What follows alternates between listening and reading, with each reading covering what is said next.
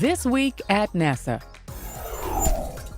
Astronaut Steve Bowen will replace Tim Kopra on the next space shuttle mission. Kopra, a mission specialist on STS-133, was injured in a bicycle accident. Bowen began training with the STS-133 crew, which includes Commander Steve Lindsay, pilot Eric Bowe, and mission specialists Alvin Drew, Michael Barrett, and Nicole Stott.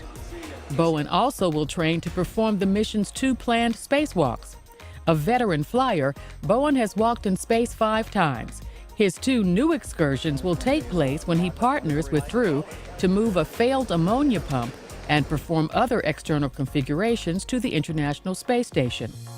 STS-133 will deliver the permanent multi-purpose module, an external platform that holds large equipment and critical spare components for the station.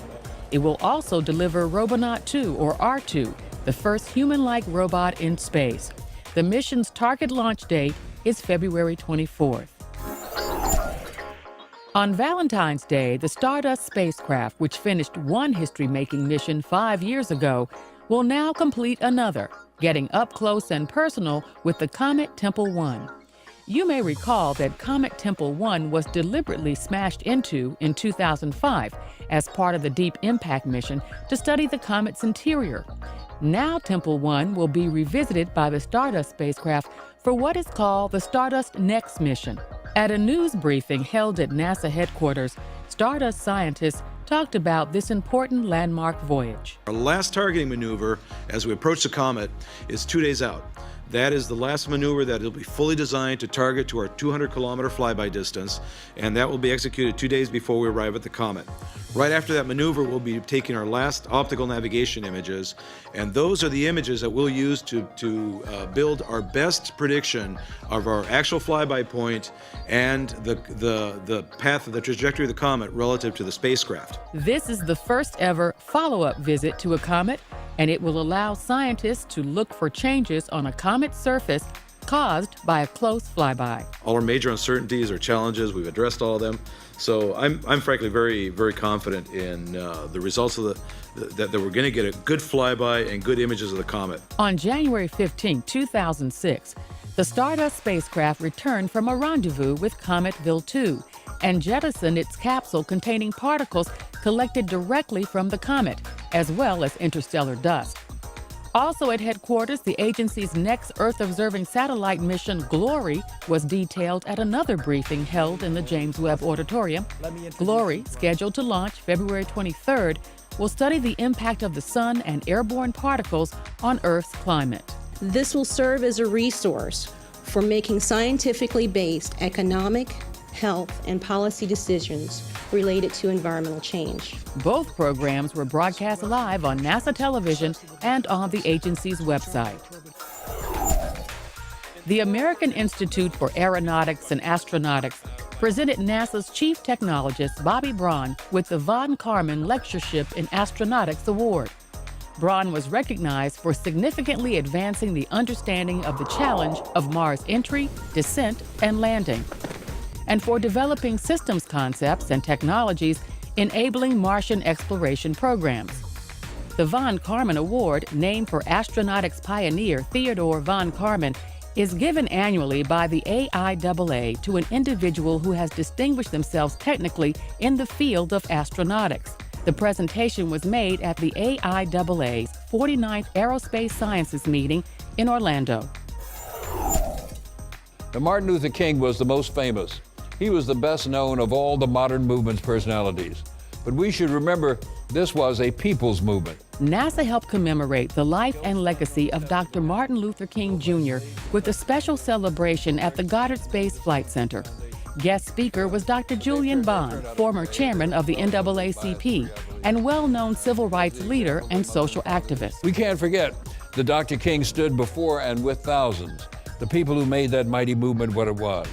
From Jamestown's slave pens to Montgomery's boycotted buses, these ordinary women and men labored in obscurity, and from Montgomery forward, they provided the foot soldiers of the Freedom Army. Students from the Duke Ellington School of the Arts in the District of Columbia rounded out the event with songs and dances selected for the occasion.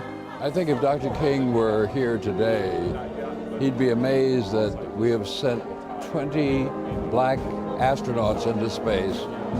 And he'd be amazed that I had met one of them just 2 days ago, Dr. Satcher, in Nashville. By coincidence, we happened to be together. And I think you'd just be overcome at the notion that black Americans are doing things that many Americans never thought anybody would ever do, and that is to go into space. And now, centerpieces. Landing an ER-2, NASA's civilian version of the Air Force's high-altitude U-2S plane, can be tricky. Its wings give the aircraft glider-like qualities, making it sensitive to crosswinds. The ascent and descent rates are fast and steep. And since its pilot must remain in a pressure suit, sometimes for a long period of time, even normal operations inside the ER-2 can be difficult. It's hard for him to judge altitude in this particular aircraft, and he has to actually stall the aircraft on every landing. So the plane has to be in a full stall. I'm basically his co-pilot, basically in the car. That's where the agency's recently acquired Dodge Charger safety chase car comes into play. The specially designed vehicle, driven by an experienced ER-2 pilot, also called Mobile Pilot, charges down the runway at high speeds as the driver calls out data to the ER-2 pilot. Things like distance in feet to the runway, taxiing details, and any other critical information to help facilitate a smooth and safe landing.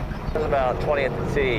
There's 10, 8, 6, 4, 4, 3, 2, little right rudder, 1, little right rudder, inches.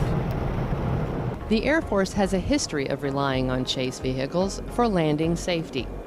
Following their lead, Dryden's Airborne Science Program has leased the government-owned Charger for 5 years, and managers say the car has added an extra value of safety to ER-2 flight operations.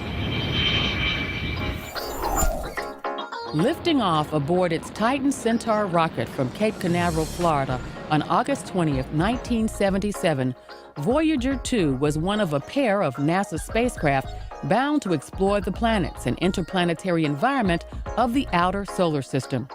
Its companion, Voyager 1, followed a month later. 8.5 years after launch, on January 24, 1986, Voyager 2 made a successful flyby of Uranus, returning about 8,000 images of the planet and its moons. Between them, Voyager 1 and 2 have explored all the giant planets of our outer solar system: Jupiter, Saturn, Uranus, and Neptune, 48 of their moons, and the unique system of rings and magnetic fields surrounding those planets. Decades and many billions of miles later, both Voyagers are continuing their journeys to the boundaries of the solar system. And that's This Week at NASA. For more on these and other stories, log on to www.nasa.gov.